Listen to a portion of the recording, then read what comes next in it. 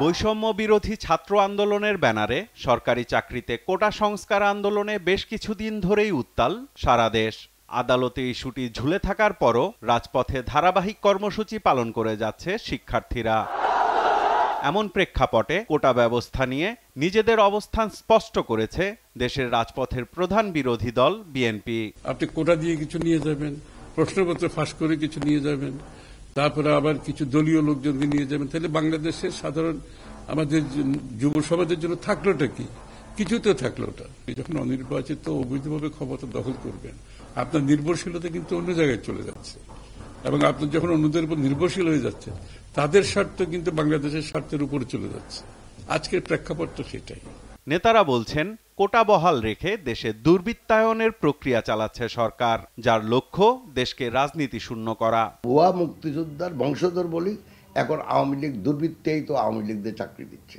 তো আমি মনে করি এটা একটা আন্দোলন যেটা দেশের জন্য অত্যন্ত জরুরি।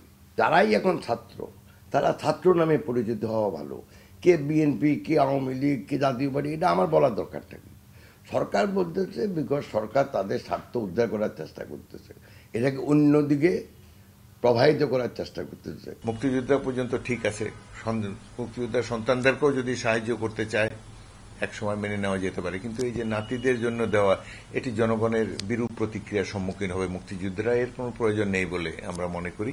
ভারতের প্রতি বর্তমান সরকারের আনুগত্য আর জনভিত্তি না থাকায় চীন সফরে সরকার লক্ষ্য পূরণে ব্যর্থ হয়েছে বলেও মনে করেন বিএনপি নেতারা। ভারতের কথা দেশের ভিতরে রাজনীতিও আপনি কন্ট্রোল করবেন, আবার ভারতের কথা বিশ্ব রাজনীতিতেও আপনি চলবেন। আর খালি মালের দরকার হলে বেজিং চলো, এটাকে চাইনিজরা বুঝে না। পরাশক্তির মধ্যে একটি শক্তিকে সহায়তা করতে গিয়ে বাংলাদেশের জন্য বিপদ ডেকে নিয়ে আসছে বর্তমান সরকার। এতে জড়ানোর একেবারেই অবিবেচনাপ্রসূত।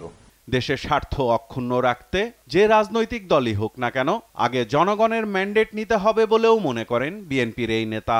আপনি জনগণ দ্বারা জনগণের ভোটে নির্বাচিত একটা সরকার, যতক্ষণ পর্যন্ত মানুষের মনে সেই সন্দেহ থাকবে না দেশের জনগণ আপনাকে কোনো সম্মান করবে, না বিদেশি আপনাকে সম্মান করবে। সাইফুল রিপন, দেশ টিভি, ঢাকা। সবকিছু এর বাইরে তো কিছু করার না।